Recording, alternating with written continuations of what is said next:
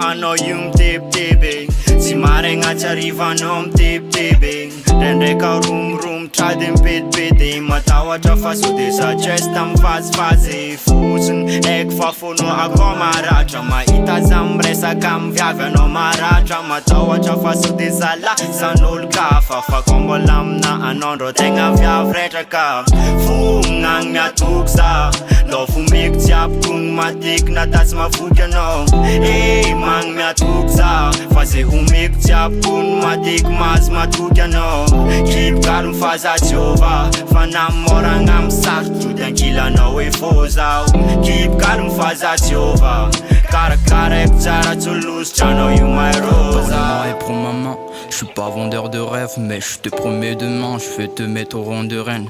T'inquiète, en peu de temps, wesh, le monde sera un. Nous, par un mot, pas pour une autre.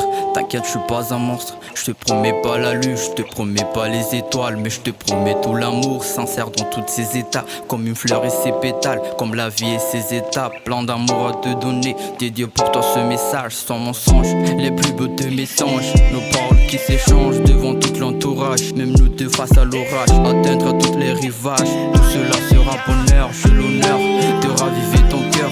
Vas-y, dis-moi tes peurs, t'inquiète, je suis là pour toi.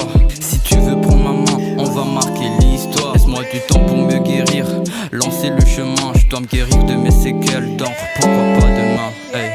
Fognagny miatoky za ndao fomeko jiaby kogny matiky natatsy mavoky anao magny miatoky za fa zay homeko jiaby kogny matiky mahazo matoky anao kibokalo mifaza Jehova fa namoragna amy sarotro de ankilanao hoe fô zao kibokalo mifaza Jehova karakara haiko tsara tsy olositra anao io marosa.